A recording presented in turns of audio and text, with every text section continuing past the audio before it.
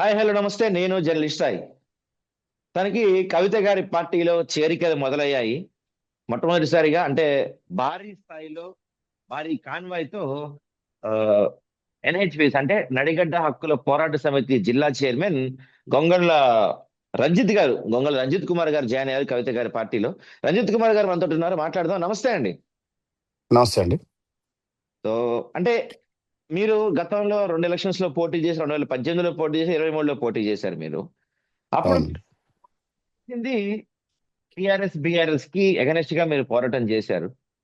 అవునండి. ఏదైతే మీరు ఓయూ స్టూడెంట్ తెలంగాణ ఉద్యమంలో కీలకంగా పాల్గొంచుకున్న మీరు అంటే ఏ విషయంలో కన్విన్స్ అయ్యి కవిత గారి పార్టీలో జాయిన్ అయ్యారు? అంటే ఇప్పుడున్నటువంటి తెలంగాణ రాష్ట్రంలో ఉన్నటువంటి పరిస్థితులను ఒకసారి మనం గమనించినట్లయితే, ఏ ఉద్యమ పార్టీ అయితే ప్రభుత్వంలోకి వచ్చిన తర్వాత ప్రజల ఆకాంక్షలు పట్టించుకోకుండా, ఏ అమరవీరుల త్యాగాలపైన, ఏ ఉద్యమకారుల త్యాగాలపైన పునాదులు నిర్మించుకున్నటువంటి టీఆర్ఎస్ పార్టీ ఒక అహంకార పాలన సాగించేటువంటి నేపథ్యంలో, అనేక హామీలిచ్చి అమలు చేయనటువంటి నేపథ్యంలో, ప్రజల సంక్షేమం గురించి పట్టించుకున్నటువంటి నేపథ్యంలో ప్రజలు రేవంత్ రెడ్డి గారు ఇచ్చినటువంటి హామీలను నమ్మి ఒక ప్రత్యామ్నాయంగా కాంగ్రెస్ పార్టీకి ఓట్లేసి ప్రభుత్వాన్ని తీసుకొచ్చినారు. సేమ్ అదే రీతిన ఇప్పుడున్నటువంటి ప్రస్తుత ముఖ్యమంత్రి రేవంత్ రెడ్డి గారు కూడా ఏ ఇచ్చినటువంటి హామీలను అమలు చేయలేక కేవలం మాటలు చెప్తూ బూతుల పురాణం మాట్లాడుతూ గతంలో ఆయన బూతులు మాట్లాడిండు, ప్రస్తుతం ఈయన బూతులు మాట్లాడుతున్నాడు.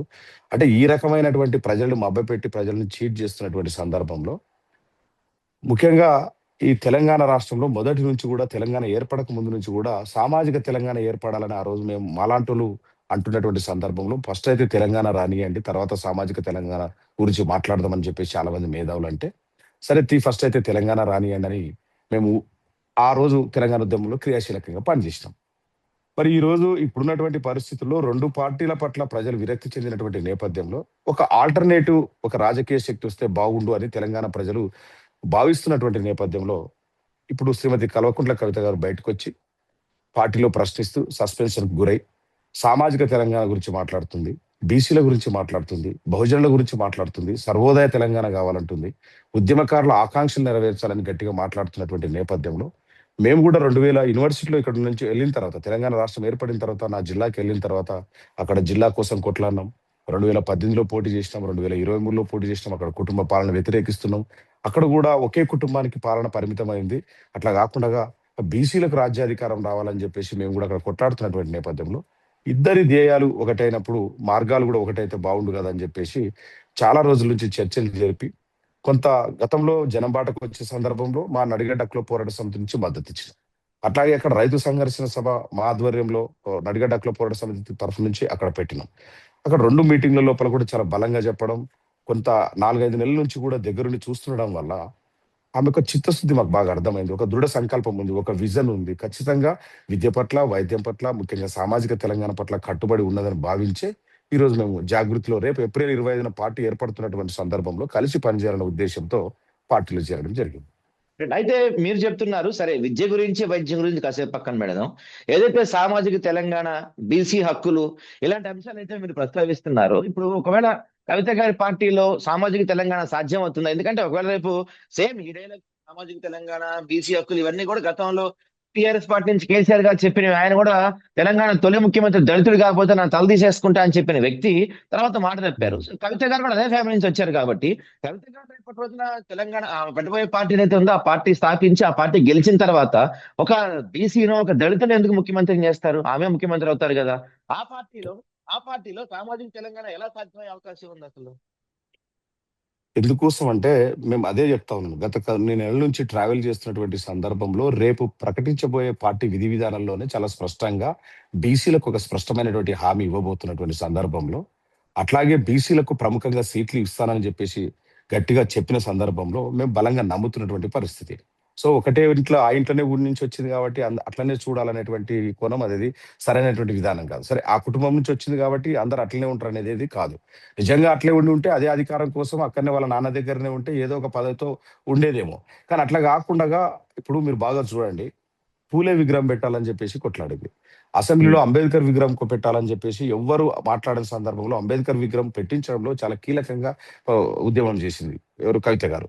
అట్లాగే చాలా ఎక్కడ కూడా మన నాగర్ కర్నూలులో జరిగినటువంటి సంఘటన చూడొచ్చు, ఖమ్మంలో జరిగినటువంటి వెలుగుమట్లో జరిగిన సంఘటన గురించి తను రెస్పాన్స్ అయ్యే విధానం, అంటే తనను ఆ కమిట్మెంట్, ఆ చిత్తశుద్ధి, ఆ సమస్యను పరిష్కారం చేసేదాకా ఆ పోరాటాన్ని ఎక్కడ కూడా మధ్యలో సడలించినటువంటి పరిస్థితి బాగా చాలా, అంటే ఆమెకున్న చిత్తశుద్ధి స్పష్టంగా కనిపిస్తుంది. మేము బలంగా నమ్ముతున్నాం. దగ్గరుండి ఇప్పుడు దూరం ఉన్నటువంటి వ్యక్తులకు చూస్తే ఒకలాగా కనిపిస్తది. మన దగ్గరికి వెళ్ళి చూసిన తర్వాత, ట్రావెల్ అయిన తర్వాత ఆమె వ్యక్తిత్వం తెలిసిన వ్యక్తిగా నేను ఖచ్చితంగా ఒక బలమైనటువంటి నమ్మకం ఉంది. బీసీలకు ఖచ్చితంగా ప్రధానంగా సీట్లు ఇస్తది. ప్రధానంగా బీసీలకు రాబోయే రోజుల్లో అన్ని కులాలకు, ముఖ్యంగా బీసీలకు, ముఖ్యంగా ఎంబీసీ కులాలకి మీరు ఒకసారి ఇప్పుడు జాగృతి సమస్యను తీసుకున్నట్లయితే, మీరు వర్కింగ్ ప్రెసిడెంట్ ఎవరికి ఇచ్చింది చూడండి, ఒక ఎస్టీ సామాజిక వర్గానికి ఇచ్చింది. ఒక జనరల్ సెక్రటరీ పోస్ట్ ఒక ఎంబీసీ పోస్ట్ ఇచ్చేసింది. అంటే ఇప్పుడు ఉన్నటువంటి జాగృతి సంస్థలో కూడా అదే రకమైనటువంటి సామాజిక అంశాలను పాటిస్తూ నడుపుతున్నటువంటి నేపథ్యంలో, రేపు ప్రకటించబోయే పార్టీలో కూడా ఖచ్చితంగా అది ఉంటదనే చెప్పేసి సామాజిక తెలంగాణ కట్టుబడి ఉండడం అంటే ఏంది? బీసీలకు, ఎస్సీలకు, ఎస్టీలకు సరైన ప్రాతినిధ్యం ఇవ్వడం రాజకీయంగా. ఎందుకోసం అంటే రాజ్యాంగం కల్పించినటువంటి హక్కులు, రాజకీయ, సామాజిక, ఆర్థిక సమానత్వం కోసమై ఖచ్చితంగా ప్రభుత్వాలు పనిచేయాలి. కానీ అవన్నీ పెడచెవిన పెట్టినటువంటి పరిస్థితుల్లో ఈమె ముందుకొచ్చి బీసీల గురించి మాట్లాడుతుంది, మహిళా రిజర్వేషన్స్ గురించి మాట్లాడుతుంది. మహిళా రిజర్వేషన్స్ లోనే మళ్ళీ ఎంబీసీ కోట, ఓబీసీ కోట ఉండాలని కొట్లాడుతుంది మహిళలకు కూడా. కాబట్టి ఇవన్నీ మాట్లాడుతున్న నేపథ్యంలో గట్టిగా వాయిస్ వస్తున్న సందర్భంలో ఖచ్చితంగా నమ్మి ఆ సంకల్పంతో ఉన్నటువంటి ఆమె అంటే నడవాలనే ఉద్దేశంతో మేము బలంగా ఉన్నామండి. అయితే ప్రజల్లో, మీడియాలో కొన్ని వర్గాల్లో వినిపిస్తున్న టాక్ ఏంటంటే, కవిత గారి వెనకాల రేవంత్ రెడ్డి ఎవరిని నడిపిస్తున్నాడు, పార్టీ కూడా రేవంత్ రెడ్డి పెట్టిస్తున్నాడు, బీఆర్ఎస్ ని విడదీయటానికి, బీఆర్ఎస్ ని కుదేలు చేయడానికి ఇదంతా రేవంత్ రెడ్డి ఆడిస్తున్న ఒక డ్రామా అని ఒక మాట బాగా వైరల్ అవుతుంది. మీరు కూడా వినే ఉంటారు ఈ మాట. ఎందుకంటే అవునండి, అవునండి. చెప్తున్నారు కాబట్టి మీలాంటి వాళ్ళు దీనికి క్లారిటీ ఇస్తే బాగుంటుంది. నేను ఒకటే చెప్తా ఉన్నాను. రాజకీయంగా చాలా వరకు విమర్శలు ఉండొచ్చు. చాలా వరకు చేస్తున్నారు. ఎందుకోసం అంటే రకరకాలుగా బీఆర్ఎస్ లో వాళ్ళు కావాలని చేస్తున్నారు. కొంతమంది కాంగ్రెస్ వాళ్ళు చేస్తున్నారు. వాళ్ళ రాజకీయ ఎత్తుగడలో భాగమే తప్ప ఎక్కడ కూడా ఒక స్వయం ప్రకాశితంగా తనకు తాను వెలుగుతాను తప్ప నేను ఇంకొకరి మీద ఆధారపడి వెలుగని చాలా గతంలోనూ కూడా చెప్పింది. కాబట్టి ఇవన్నీ ఒక రాజకీయ విమర్శలే తప్ప, ఒక ఆడబిడ్డ పైన ఎక్కడ రాజకీయ శక్తిగా ఎదుగుతుందేమో అని చెప్పేసి రకరకాలుగా కుట్రలు పండుతుంది తప్ప ఇవన్నీ ఏవి వాస్తవాలు కాదు. మీరు గతంలో కొన్ని చూడండి, వెలుగుమట్టలో గట్టిగా ఎవరికి వ్యతిరేకంగా మాట్లాడింది, నాగర్ కర్నూలులో ఎవరికి వ్యతిరేకంగా మాట్లాడింది. నిన్నటికి నిన్న నా జాయినింగ్ సందర్భంగా ఒక చెప్పింది, రాహుల్జీ సంఘంగా నిలబడిన కూర్చున్న వ్యక్తి నిలబడి ఏ రకంగా ఫోన్ మాట్లాడతారని చెప్పేసి కూడా నిన్న తన ప్రసంగంలో చెప్తారు. అంటే ప్రతిసారి కాంగ్రెస్ టార్గెట్ చేస్తుంది. దురదృష్టం ఏంటంటే టిఆర్ఎస్ అన్నప్పుడు మాత్రమే, బీఆర్ఎస్ పార్టీని అన్నప్పుడు మాత్రమే ప్రధాన మీడియా కూడా ఏం చేస్తుందంటే దాన్ని ఒక మసాలా ఐటమ్ గా వాడుకుంటున్నారు తప్ప కాంగ్రెస్ కూడా సమపాలలో తిడుతుంది. కానీ చూసే దృష్టి, వాళ్ళు తీసుకునే కోణము ఇంకో కోణంలో తీసుకుంటున్నారు. కాబట్టి అది పూర్తిగా అవాస్తవం. మేము దగ్గర చూస్తాం. ఒక బలమైనటువంటి సంకల్పంతో, ఒక బలమైనటువంటి దృఢ నిశ్చయంతో పార్టీని ముందుకు తీసుకెళ్లి రాబోయే రోజుల్లో తెలంగాణలో ప్రధాన శక్తిగా అవతరించాలా, సామాజిక తెలంగాణకు మనం గట్టిగా పనిచేయాలని చెప్పేసి మాకు అందరికీ అనేక సందర్భాల్లో చెప్తుంది. దానికి అనుగుణంగా అడుగులు కూడా చాలా స్పష్టంగా కనిపిస్తున్నాయి. అయితే తెలుగు రాష్ట్రాలు అంటే ఉమ్మడి ఆంధ్రప్రదేశ్ కావచ్చు, తెలంగాణ కావచ్చు, ఇంతవరకు మహిళ ఎవరు ముఖ్యమంత్రి అయిన సందర్భాలు లేవు. దట్టు కవిత గారి పైన చాలా తీవ్రమైన ఆరోపణలు ఉన్నాయి. లిక్కర్ స్కామ్ సంబంధించిన ఆరోపణలు కానీ, భూముల పంచాయతీలు చాలా ఉన్నాయి. రేపటి రోజున మీరు ఎలక్షన్స్ కి వెళ్తే ప్రజల నుంచి యాక్సెప్టెన్స్ ఎలా ఉంటుంది అనుకుంటున్నారు? చూడండి, జైలుకి వెళ్ళి సంవత్సరాలు తరబడి అవినీతి కేసుల్లో జైలుకి వేసినటువంటి జగన్ని అనడం లేదు.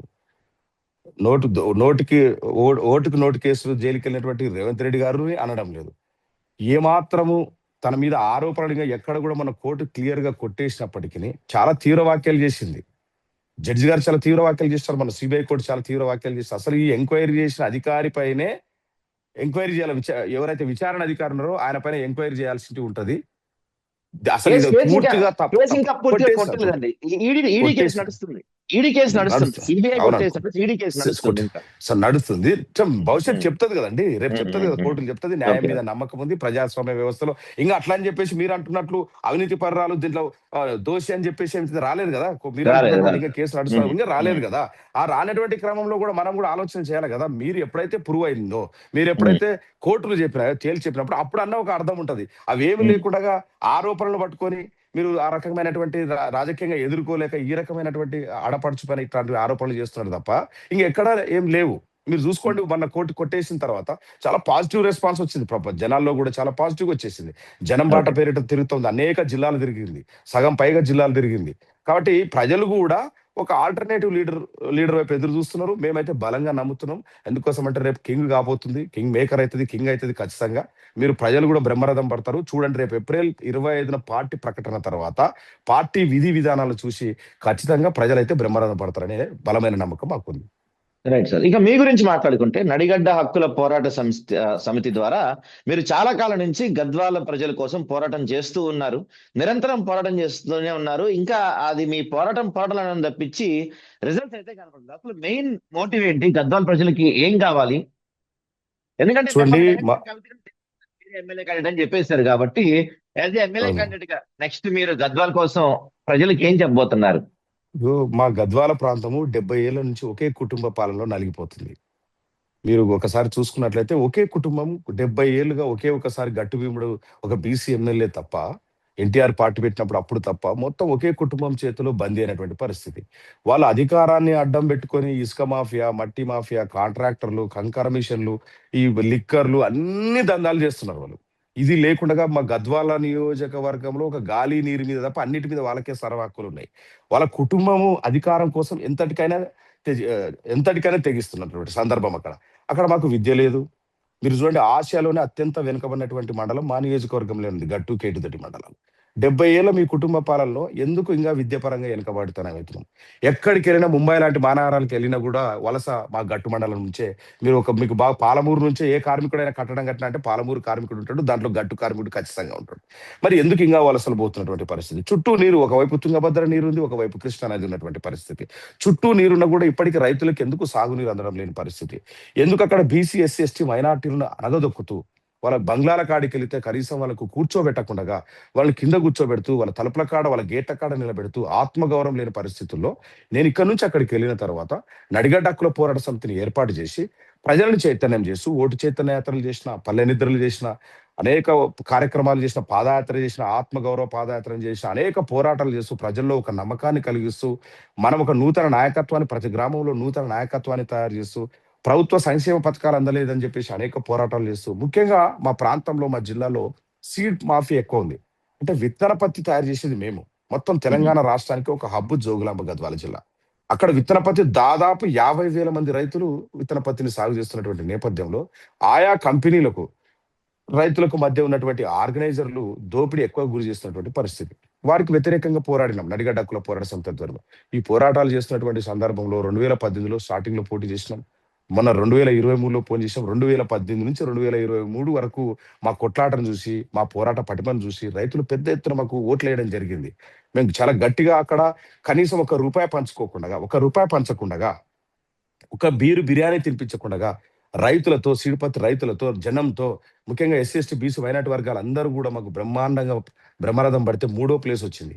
అదే జాతీయ పార్టీకి ఉపాధ్యక్షులైనటువంటి డికేఆర్ గారి పార్టీ 4వ ప్లేస్ వచ్చింది. అంటే మేము ఎంత గట్టిగా పోరాటం చేసినామో ఒకసారి మీకు చూసి అర్థమవుతుంది. ఒకటే మా మోటివ్, అక్కడ కుటుంబ పాలన గద్దెదించాలా, ఒక ఎస్సీ, ఎస్టీ, బీసీ, మైనార్టీ వర్గాల తరఫున ఒక ప్రాతినిధ్యం ఉండాలా.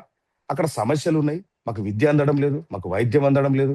ఏ చిన్నపాటి ఏమైనా ప్రమాదం జరిగినా, ఏమైనా రోగాలు వచ్చినా అటు కర్నూలు పోవాల్సినటువంటి పరిస్థితి, పట్టించుకునే నాదుడే లేదు. ఎక్కడ చదువుకుంటే చైతన్యమైతేనేమో, చైతన్యమైనటువంటి సమాజం వర్గాలు మమ్మల్ని ప్రశ్నిస్తాయనే ఉద్దేశపూర్వకంగా మమ్మల్ని చదువుకోనీయకుండా చదువుకు దూరం చేస్తారు. గతంలో పాలించినటువంటి పాలకుల నుంచి ప్రస్తుత పాలకుల వరకు అదే పరిస్థితి ఉన్నది. వీటిలన్నిటినీ మా మోటో అదే. నడిగడ్డ హక్కుల పోరాట సమితి ఒకటే సింగిల్ మోటో, మాకు విద్య కావాలి, మాకు వైద్యం కావాలి, మా వర్గాలకు ఆత్మ గౌరవం కావాలి. మేము మా ఇండ్లకు వచ్చి ఓట్లు వేయించుకొని మా భుజాల మీద వేసేసరికి మా వాళ్ళు పొంగి పొర్లి పెద్దోడు వచ్చిండు అని చెప్పేసి మేము ఓటేసిన తర్వాత మేము మీ బంగ్లాల కాడికి వస్తే మమ్మల్ని గేట్ల లోపలికి కూడా రానియలేని పరిస్థితి. ప్రతి చిన్నదానికి కూడా పోలీస్ స్టేషన్ పోవాలన్నా, మండలాల ఆఫీస్, ప్రతి చోట మా వర్గాలను ఇబ్బంది పెడుతున్నటువంటి పరిస్థితి. మమ్మల్ని అన్నదమ్ములను విడదీస్తున్నారు. మీరు మాత్రం ఒకే కుటుంబం అధికారం కోసం విడిపోయి నాటకం ఆడుతున్నటువంటి పరిస్థితి ఉన్నది. కాబట్టి ప్రజలకు ఆ వాస్తవాలు చెప్తూ, గత పాలకుల నుంచి నేటి పాలకులు ఆ కుటుంబం యొక్క అక్రమాలు, అన్యాయాలు, హత్యారాజకీయాలు, ప్రతి విషయాలు చెప్తూ ప్రజలను చైతన్యం చేస్తూ, ప్రజలను భయానికి గురి చేసి ఓట్లు వేయించుకుంటున్న పరిస్థితి మా గద్వాల నియోజకవర్గంలో ఉంది. భయం వీడండి, ఓటు అనే ఆయుధంతో బుద్ధి చెప్పండి అని చెప్పేసి అనేక కార్యక్రమాలు చేసినాం మేము నడిగడ్డ హక్కుల పోరాట సమితి ఆధ్వర్యంలో. అన్ని గ్రామాల లోపల కమిటీలు వేసుకున్నాం. ఇంత పెద్ద ఎత్తున పోరాటాలు చేసినాం. కాబట్టి అదే పోరాట పటిమ ఉన్నటువంటి కవిత గారితో కలిసి నడవాలని నిర్ణయించుకున్నాం. Right sir. ఫైనల్ గా అంటే మీరు తెలంగాణ ఉద్యమంలో చాలా కీలక పాత్ర పోషించారు. అసలు తెలంగాణ మెయిన్ మోటివ్ ఏంటంటే నీళ్లు, నిధులు, నియామకాలు. నిధులు. దాదాపు పుష్కర కాలం అయిపోయింది తెలంగాణ ఏర్పడి. 2 అవును. ప్రభుత్వాలు మారాయి. అంటే బీఆర్ఎస్ 10 సంవత్సరాలు పరిపాలించింది. ఇప్పుడు రేవంత్ రెడ్డి గారు 2.5 ఇయర్స్ అయిపోయింది. ఈ 12 అవును. సంవత్సరాలలో తెలంగాణ దేనికోసం అయితే పోరాడిందో నీళ్లు, నిధులు, నియామకాలు ఏ ప్రభుత్వం తెలంగాణ హక్కులు కొంచెమైనా ముందుకెళ్తాయి అనుకుంటా. అంటే 2 ప్రభుత్వాలు కంపేర్ చేస్తే ఏది బెటర్ అని చెప్తారు మీరు? ఏది బెటర్ అని చెప్పను నేను. ఎందుకోసం అంటే గతంలో వాళ్ళ దోపిడి ఒక మార్గం ఉంది. వీళ్ళ దోపిడి ఇంకో మార్గం ఉంది. పక్క రాష్ట్రాలకు మూటలు మోయడము, అధిష్టానానికి మూటలు మోయడం వీళ్ళు. ఇక్కడ ఉన్నటువంటి ప్రాంతీయ పార్టీ వాళ్ళే మొత్తం వాళ్ళు దోచుకోవడం ఒకటి. మొత్తం కేసీఆర్ వాళ్ళు దోచుకోవడం ఒకటి. కేసీఆర్ చుట్టూ ఉన్నటువంటి హరీష్ రావు గారు, కేటీఆర్ గారు, సంతోష్ రావు గారు వాళ్ళ దగ్గర వాళ్ళు దోచుకున్నటువంటి పరిస్థితి ఒకవైపు కనిపిస్తుంది. దోపిడి మార్గాలు వేరు. కానీ తెలంగాణ రాష్ట్రం గురించి పట్టించుకున్నటువంటి గత ప్రభుత్వం ఫెయిల్ అయింది. ప్రస్తుత ప్రభుత్వం ఫెయిల్ అయింది. వాళ్ళకంటే వీళ్ళు బెటర్, వీళ్ళకంటే వాళ్ళు బెటర్ అని చెప్పలేము. ఎందుకోసం అంటే నెత్తి వలగొట్టుకోవడానికి పెద్ద రాయి అయితే ఏమిది, చిన్న రాయి నెత్తి అయితే పలుకుతుంది. నేనేమంటున్నానంటే ఒకరు పెద్ద ఒకరు చిన్నగా అయి ఉండొచ్చు కానీ మొత్తానికైతే ఇద్దరికి తెలంగాణ రాష్ట్రానికి ఇద్దరికి మాత్రం వాళ్ళ వల్ల ఒరిగింది ఏమీ లేదు. అది ఒకటి ఓకే. క్లియర్ గా చెప్తున్నాం మేము. ఏ నీళ్లు నిధులు నియామకాల పేరుతో గతంలో ఉద్యమ పార్టీగా ఉండి ప్రభుత్వంలోకి వచ్చినటువంటి టిఆర్ఎస్ పార్టీ బీఆర్ఎస్ గా మారి చాలా క్లియర్ గా చెప్పింది, మనం ఇక్కడ ఏం పీకినామా, ఏం పీకి కట్టలు కట్టినామని చెప్పేసి ఢిల్లీ పోవాల్సిన అవసరం వచ్చిందని చెప్పేసి గతంలో అనేక సార్లు ప్రశ్నించడం వల్లనే ఆ అణచివేతకు గురై బయటికి రావాల్సిన పరిస్థితి వచ్చింది శ్రీమతి కల్వకుంట్ల కవిత గారికి. సో ఇట్లాంటి సందర్భంలో ఒక ప్రత్యామ్నాయ వేదిక కావాల్సిన అవసరం ఉన్నది.